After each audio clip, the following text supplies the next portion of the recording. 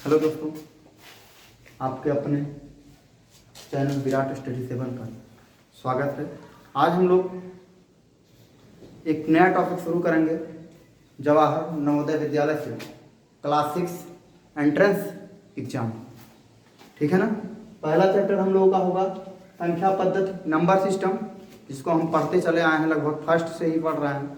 जब से मतलब हम लोग पढ़ना शुरू किए हैं तब से भी नंबर के बारे में हम लोग पढ़ रहे हैं। समझ गए ना। तो सबसे पहले हमें लिखने और पढ़ने की कितनी विधियां मालूम होती हैं। लिखने और पढ़ने की हमको 3 विधियां मालूम होती हैं। कितनी विधियां मालूम होती हैं? 3 विधियां मालूम होती हैं। सबसे पहली विधि को हम कैसे कहते हैं, क्या कहते हैं? सबसे पहली विधि हम लोगों की होती है, जैसे मान लीजिए किसी भी संख्या को हम लोग लिखने के लिए सबसे पहले हम लोग क्या पढ़ते हैं, भारतीय गणना प्रणाली। क्या है? भारतीय गणना प्रणाली है। फिर उसके बाद में अंतर्राष्ट्रीय गणना प्रणाली होती है, और उसके बाद में नंबर तीसरा क्या आता है, रोमन प्रणाली आता है। क्या आता है? रोमन प्रणाली आता है। तो सबसे पहले हम लोग भारतीय प्रणाली में सबसे पहले क्या पढ़ते हैं, जैसे 1 2 3 4 5 6 7 8, ठीक है ना। ऐसे हम लोग जब पढ़ते हैं तो सबसे पहले उसमें यानी भारतीय गणना प्रणाली का या भारतीय नंबर सिस्टम में भारतीय गणना प्रणाली को हम लोग गणना करने के लिए किसका उपयोग किया जाता है, जैसे इकाई हो गया, यही तो पढ़ते हैं। इकाई हो गया, दहाई हो गया, यानी इकाई के स्थान पर क्या होगा, 1 होगा, दहाई के स्थान पर 1 0 हो जाएगा। फिर क्या हो जाएगा, सैकड़ा हो जाएगा, सैकड़ा के स्थान पर क्या होगा, 1 0 हो जाएगा।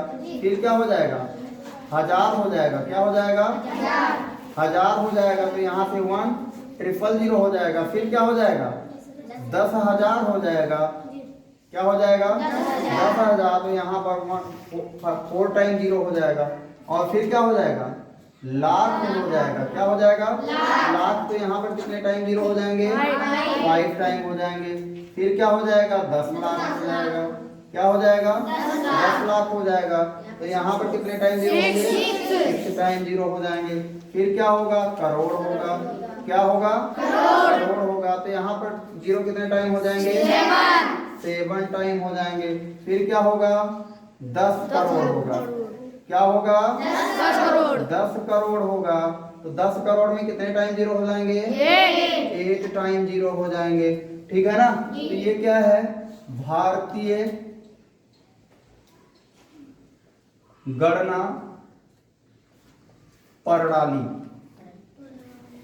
ठीक है ना। ये क्या है, भारतीय गणना प्रणाली है। इसमें इकाई 1 हो गया, दहाई 1 0, सैकड़ा 1 0 और उसके बाद में हजार 1 000, 10,000 1 40 और लाख में आएंगे तो 1 5 टाइम 0, 10 लाख में आएंगे तो 1 6 टाइम 0, करोड़ में आएंगे तो 1 7 टाइम 0, 10 करोड़ में आएंगे तो 1 8 टाइम 0।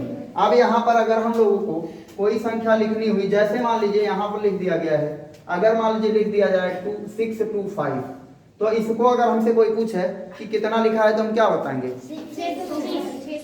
625। अब 625 को हम इसे क्या कहते हैं, इकाई कहते हैं, ये दहाई कहते हैं, और ये सैकड़ा कहते हैं। तब ये होगा 600, क्या हो जाएगा, 625, 625। यानी इसको हम क्या कर सकते हैं, अगर कोई ये अंक में दिया गया, इसको कहा जाए शब्द में लिखो, तो शब्द में हम किसी को कैसे लिखेंगे, 625 लिखेंगे।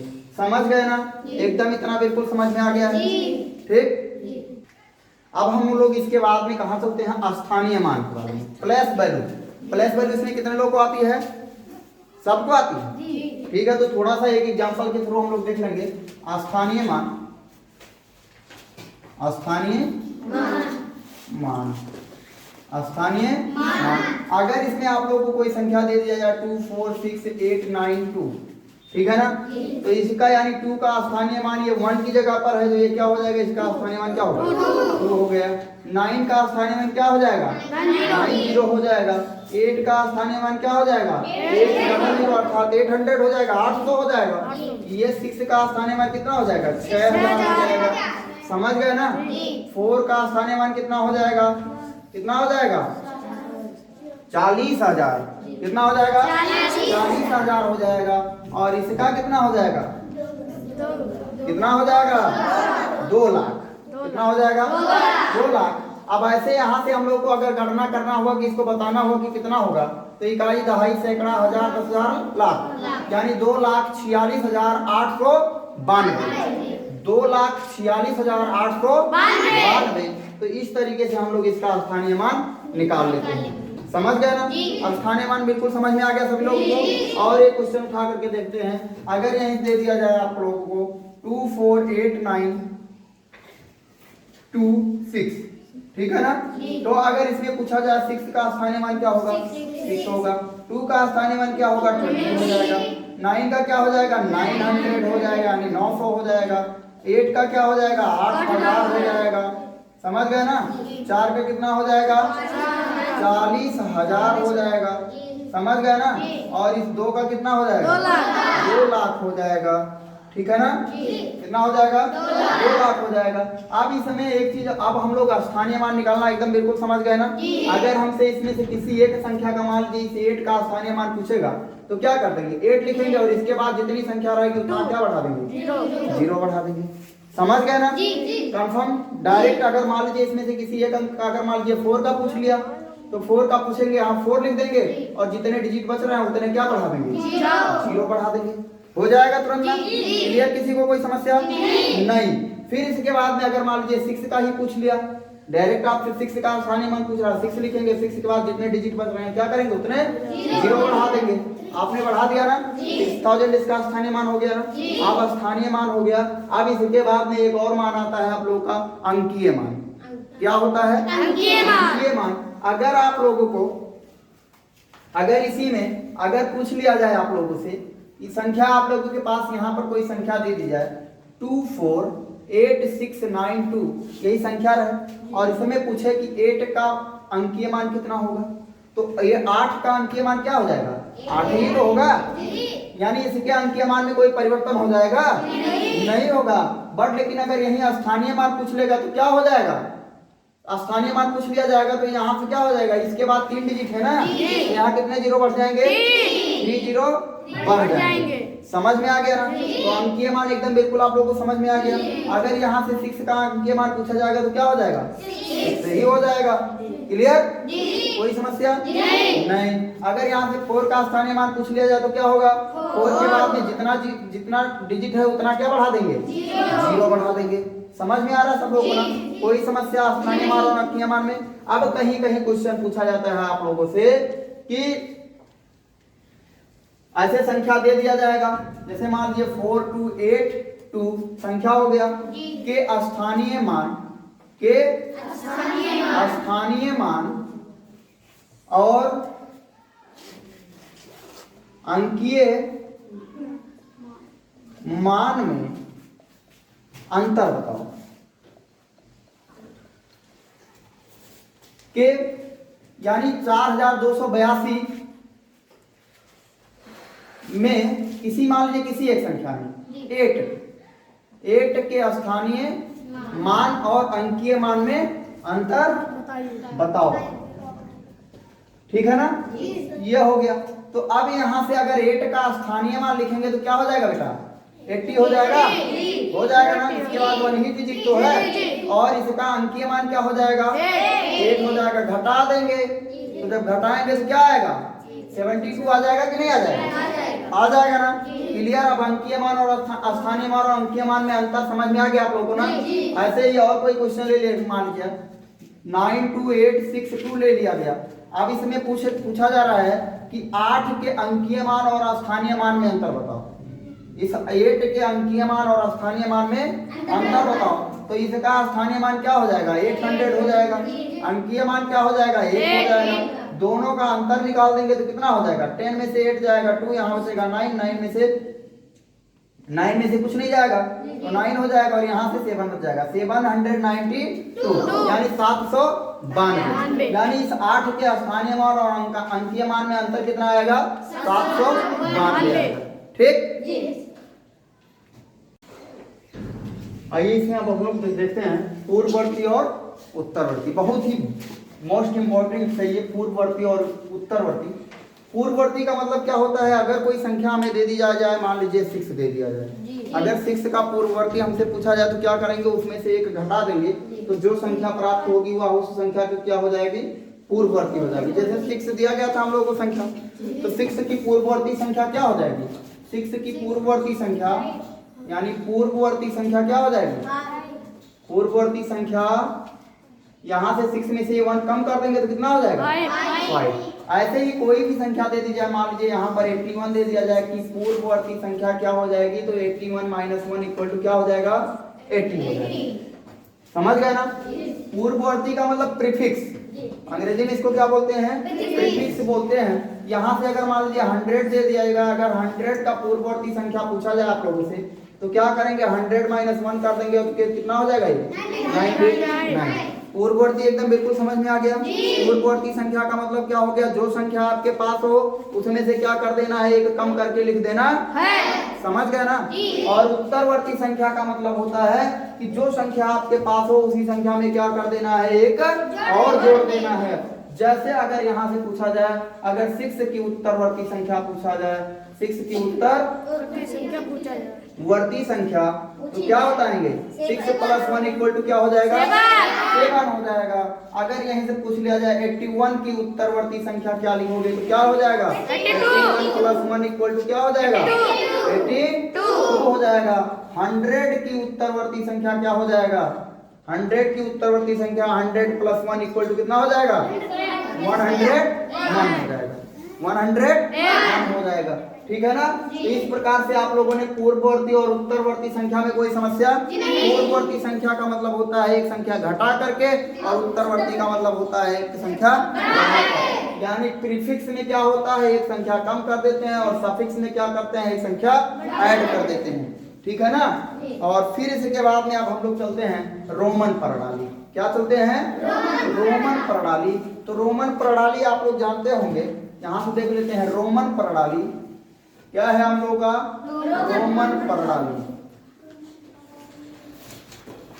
तो रोमन प्रणाली आप लोगों ने पढ़ा होगा। जैसे देखो इधर 1 2 3 4 5 6 7 8 9 10 लिख दिया हमने। अब यहाँ से इसको अगर हम लोग रोमन में लिखें तो ये क्या होगा, आई होगा। फिर यहाँ से क्या हो जाएगा, डबल आई हो जाएगा। ठीक है ना। फिर क्या होगा, ट्रिपल आई हो जाएगा। फिर क्या होगा, आई भी हो जाएगा। फिर यहाँ से क्या हो जाएगा, वी हो जाएगा। फिर वी आई हो जाएगा। फिर यहाँ से वी डबल आई हो जाएगा, वी ट्रिपल आई हो जाएगा। 9 लिखने के लिए क्या करेंगे, आई एक्स हो जाएगा। और 10 लिखने के लिए क्या करेंगे। अब यहाँ पर आप लोगों ने एक छोटा सा देखो, थोड़ा सा यहाँ 1 था ना, 1 को आई से जब 2 किया गया, आई और आई प्लस आई इक्वल टू क्या हो जाता है, 2 हो रहा है, तो इसको आई आई लिख दिया गया। समझ गया ना। यहाँ पर देखो ये आई का ये क्या है, v का मतलब 5 है, v का मतलब 5 है ना। अगर इसको इधर 1 आई को क्या कर देगा, राइट लिख दिया गया तो मतलब ये जुड़ रहा है। समझ गया ना। और अगर इसको इधर लिख दिया गया यानी इसके लेफ्ट लिख दिया गया कि मतलब इसी बड़ी संख्या में से छोटी संख्या क्या हो रही है, घट रही है। तो इसलिए हम लोग क्या कहते हैं, इसको क्या कहा गया, यानी इसका मतलब 5 हो गया और इसका मतलब 1 हो गया। तो इसके लेफ्ट में अगर कोई छोटी संख्या रखी जाती है तो क्या हो रही है, उस संख्या में से वो घट रही है। तो इसका मतलब क्या हो गया, ये 4 हो गया। और यहाँ पर ये 5 है ना, और इसके बगल कोई संख्या रखी गई तो ये क्या होगा, राइट में रखा गया है ना, इसलिए क्या हो जाएगा, इसमें ऐड हो जाएगा, 6 हो जाएगा। ऐसे एक और बढ़ा दिया जाएगा तो कितना हो जाएगा, ये 7 हो जाएगा। एक और बढ़ा दिया जाएगा तो कितना हो जाएगा, 8 हो जाएगा। और फिर x लिख दिया जाएगा तो ये कितना हो गया, 10 हो गया ना। और अगर यहाँ पर क्या कर दिया गया, इसके राइट 1 बढ़ा देगा तो ये क्या हो गया, 11 हो गया। और अगर मान लिया गया इसके लेफ्ट बढ़ा दिया गया तो ये क्या हो गया, 9 हो गया। समझ में आ रहा ना। अगर मान लिया गया इसके इधर क्या लिख दिया गया, v लिख दिया ना, तो ये कितना हो गया, 15 हो गया। कितना हो गया, 15 हो गया। अगर यहाँ पर 1 और बढ़ा दिया तो क्या हो जाएगा, 16 हो जाएगा। 1 और बढ़ा दिया तो कितना हो जाएगा, 17 हो जाएगा। 1 और बढ़ा दिया तो कितना हो जाएगा, 18 हो जाएगा। अब यहाँ पर हमको लिखना है 19। तो 19 लिखने के लिए हम क्या करेंगे, x और x कितना हो गया, 20 हो गया, 20 हो गया ना। अब यहाँ पर एक कम कर देंगे तो कितना हो जाएगा, अब 10 हो गया ये, और ये कितना हो गया, 9 हो गया ना। तो ये कितना हो गया, 19 हो गया। समझ में आ गया ना। और अगर x x लिख देंगे तो ये कितना हो जाएगा 20 हो जाएगा। अगर x x और i लिख दिया तो कितना हो जाएगा ये 21 हो जाएगा। समझ गया ना। इस तरीके से 1 से 10 तक आप लोग याद कर लोगे तो ये सारी चीजें हो जाएंगी। समझ गए ना। अब इसके बाद आगे चलेंगे तो क्या होंगे, यानी अब l से क्या लिखते हैं 50, l से क्या लिखते हैं 50 लिखते हैं, c से क्या लिखते हैं 100 लिखते हैं, c से क्या लिखा जाता है 100 लिखा जाता है, d से क्या लिखा जाता है 500 लिखा जाता है। क्या लिखा जाता है 500 लिखा जाता है। और m से क्या लिखा जाता है 1000 लिखा जाता है। समझ गए ना। अगर अब आपको लिखना है, मान लीजिए 1500 लिखना है, क्या लिखना है 1500 लिखना है किसमें रोमन में, तो क्या लिखोगे MD लिखोगे। क्या लिखोगे MD। यानी 1000 में अगर 500 जोड़ देंगे तो 1500 हो जाएगा कि नहीं हो जाएगा। तो m का मतलब कितना हो गया 1000 हो गया, d का मतलब कितना हो गया 500 हो गया, तो कुल मिलाकर के कितना हो गया 1500 हो गया। अब अगर 1600 लिखना हुआ तब क्या करोगे, 1600 लिखना हुआ तब क्या करोगे MD लिखोगे और इसके बाद में यहाँ पर C लिख दोगे। तो यानी MD क्या हो गया 1500 हो गया और C और जोड़ देंगे तो कितना हो जाएगा 1600 हो जाएगा। ऐसे ही अगर 1700 लिखना हुआ, अब मान लीजिए अगर आपको 1900 लिखना हुआ तब क्या करोगे, 1900 लिखना हुआ तो 1000 कितना होगा 2000 होगा। तो यानी M और M हो गया 2000 हो गया। 2000 में कितना कम कर दें कि 1900 हो जाए, 100 कम कर देना, तो 100 यहाँ लिख देंगे लेफ्ट में इसके, तो तुरंत ये क्या हो गया 1900 हो गया। क्या हो गया 1900 हो गया। अगर आपको 2100 लिखना है, क्या लिखना है 2100 लिखना है, तो सबसे पहले 2000 कंप्लीट कीजिए। M 2000 हो गया। अब इसके राइट में अगर C लिख दोगे तो क्या होगा जुड़ जाएगा। इसका मतलब ये हुआ कि अगर किसी भी बड़ी संख्या के बगल में छोटी संख्या लिखोगे, लेफ्ट में लिखोगे तो बड़ी संख्या में से घट जाएगा, राइट में लिखोगे तो बड़ी संख्या में जुड़ जाएगा। समझ गए ना। रोमन न्यूमेरल लिखना है एकदम बिल्कुल समझ में आ गया। क्या क्या करना है कि अगर मान लीजिए कोई बड़ी संख्या m है, अगर हमको 900 लिखना है तो C को उसके लेफ्ट लिख देंगे, 1100 लिखना है तो C को उसके राइट लिख देंगे। समझ गए ना। यानी इसका मतलब क्या हुआ, m के बाएं अगर हम C लिख देंगे तो वो 900 हो जाएगा और m के दाहिने अगर C लिख देंगे तो वो क्या हो जाएगा 1100 हो जाएगा। तो अगर बड़ी रोमन संख्या के दाहिने अगर कोई संख्या लिखोगे तो वो क्या होगा जुड़ जाएगा, और अगर बाएं लिखोगे तो वो क्या होगा घट जाएगा। समझ में आ गया ना। तो सबसे पहले इसके बाद में फिर हम लोग चलते हैं संख्याएं। यानी संख्याएं क्या करती हैं, गणित की मूल आधार है। बिना संख्या के क्या गणित संभव है, बिना संख्या के गणित संभव है संभव नहीं संभव है। अच्छा बताओ, ये बताओ सबसे ज्यादा गणित का उपयोग कौन करता है? बॉयज करते हैं या गर्ल्स करती हैं? दोनों करती हैं? नहीं, कौन करता है? सुबह से लेकर के शाम तक कौन सबसे ज्यादा गिनती का उपयोग करता है? लेडीज करती हैं। क्यों? सुबह उठी इतना चम्मच कम है, इतना गिलास कम है, इतना थरिया कम है, गिनना शुरू है ना। बॉयज भी करते हैं? नहीं ना। उसके बाद यानी हमको सुबह से लेकर के शाम तक, जब तक हम जब से जगते हैं और जब तब तक सोते नहीं हैं, तब तक हमको किसकी आवश्यकता पड़ती है? गिनती। किसकी आवश्यकता पड़ती है? चाहे हम पढ़े लिखे हों, चाहे अनपढ़ हों, चाहे जैसे भी हों, हमको गिनती की आवश्यकता पड़ती है। पड़ती है कि नहीं पड़ती? पड़ती है ना। कोई अगर लिख भले ना पाता हो लेकिन उसको गिनती कुछ ना कुछ तो आती होगी, ठीक है ना। क्योंकि उसको क्या काम है, पैसा गिनना है, बर्तन गिनना है, गाय भैंस रखा है तो उसको भी गिनना है। गिनने का काम करता है कि नहीं करता? करता है।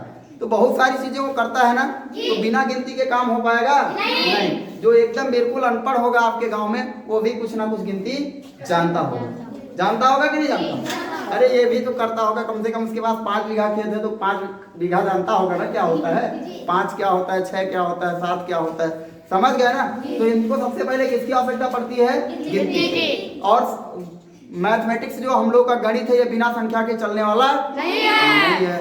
तो इसमें कुछ संख्याएं होती हैं। जैसे संख्याएं क्या क्या होती हैं? प्राकृतिक संख्याएं होती हैं, ठीक है ना। क्या होती हैं? प्राकृतिक संख्याएं होती हैं। अब प्राकृतिक संख्याएं क्या होती हैं? 1 2 3 इत्यादि, 1 2 3 4 5 6 7 8 9 इत्यादि। समझ गए ना। अगर कोई संख्या, और फिर उसके बाद में क्या आता है? पूर्ण संख्या आती हैं। समझ गए ना।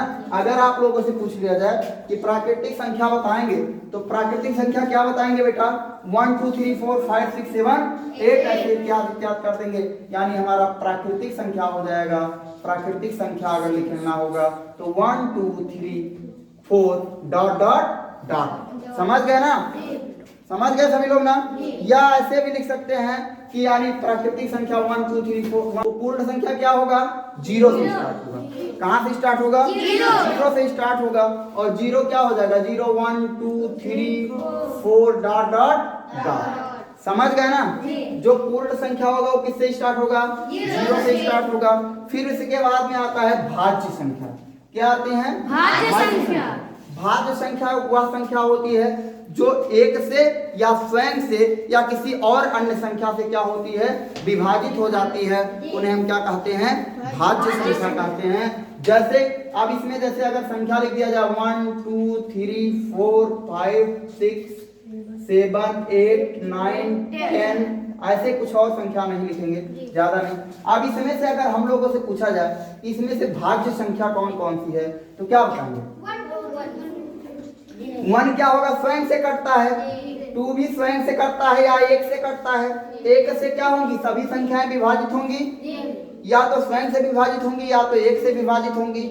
लेकिन किसी दूसरी संख्या से जो विभाजित होगी संख्या उसे ही भाज्य संख्या कहते हैं। जैसे 4 ये 1 से भी विभाजित है, स्वयं से विभाजित है और 2 से भी विभाजित है कि नहीं है। 6 क्या है, ये भी भाज्य संख्या है, ये स्वयं से भी कटती है और अनदर भी किसी संख्या से कट जाती है। इसके बाद 8 भी हो जाएगा, है ना। इसके बाद 9 भी हो जाएगा, 10 भी हो जाएगा, 11 को छोड़ करके 12 भी हो जाएगा। तो ये सभी क्या हो जाएंगी, भाज्य संख्या हो जाएंगी। तो भाज्य संख्या का मतलब क्या होता है, वह संख्याएं जो स्वयं से या 1 से या और किसी अन्य संख्या से अगर विभाजित हो जाती हैं या विभक्त हो जाती हैं तो उनको क्या कहा जाता है, भाज्य संख्या कहा जाता है। तो भाज्य संख्या जैसे ये क्या हो गया, 1 नहीं है, 2 नहीं है, 3 नहीं है, 4 है। 4 क्यों है, क्योंकि वो 1 से भी डिविजिबल है और क्या करते हैं 2 से भी डिविजिबल है और स्वयं से भी डिविजिबल है। समझ गए ना। तो तीसरी संख्या 2 आया कि नहीं आया, एक तो कंफर्म है और जो संख्या है वह भी कंफर्म है। जैसे मान लीजिए इसमें सभी संख्या क्या है, स्वयं से डिविजिबल है और क्या है 1 से भी डिविजिबल है। समझ में आया ना, स्वयं से भी डिविजिबल है और 1 से भी डिविजिबल है। तो इसलिए जब स्वयं से भी डिविजिबल है और 1 से डिविजिबल है, जो क्या होंगे और किसी अन्य संख्या से भी डिविजिबल होंगे वही क्या होंगे, भाज्य संख्या होंगी। तो जैसे 4 क्या है, अन्य संख्या से डिविजिबल है ना, तो यह भी हो गया। 6 भी अन्य संख्या से डिविजिबल है, यह भी हो गया। 8 भी अन्य संख्या से डिविजिबल है, यह भी हो गया। ऐसी जितनी भी संख्या होंगी जो अन्य किसी भी संख्या से डिविजिबल होंगी वो क्या हो जाएंगी, यानी 1 या स्वयं को छोड़ करके अन्य और किसी संख्या से अगर डिविजिबल होंगी तो वो क्या कहलाएंगी, भाज्य संख्या कहलाएंगी।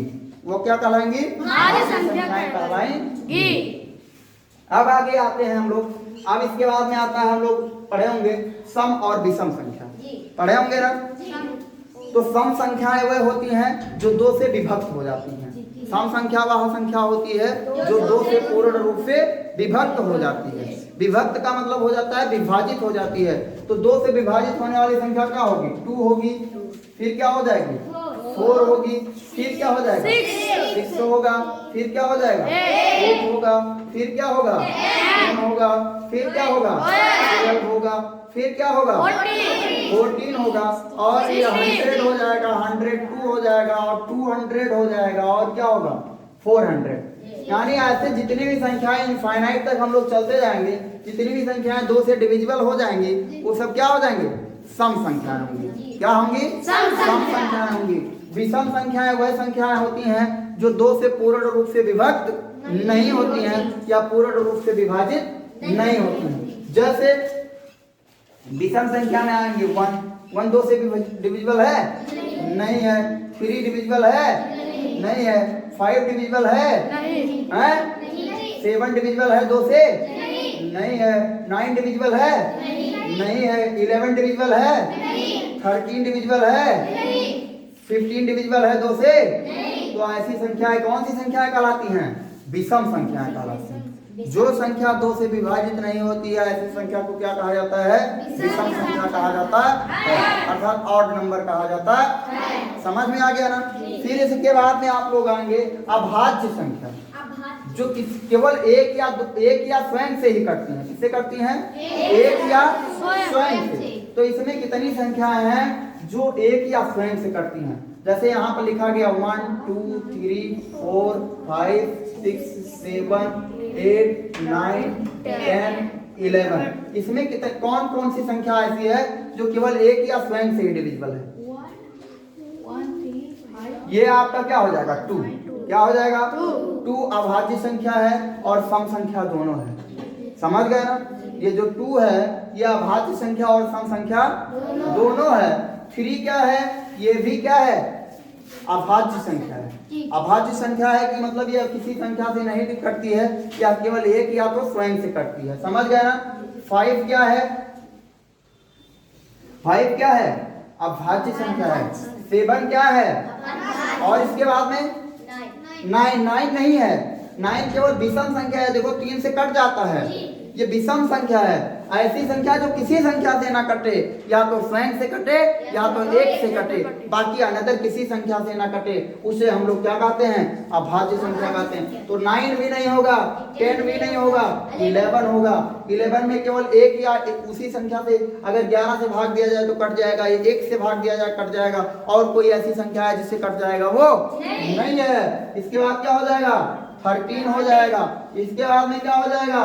17 हो जाएगा। इसके बाद में क्या हो जाएगा? 23 हो जाएगा। फिर 27 कट जाता है, 3 से कट जाता है, 9 से कट जाता है ना, फिर क्या होगा? 29। ये इतनी संख्याएं किसी और संख्या से नहीं कटती हैं, इसलिए इनको क्या कहा जाता है? अभाज्य संख्या कहा जाता है। समझ में आ गया ना? बिल्कुल कोई समस्या नहीं ना?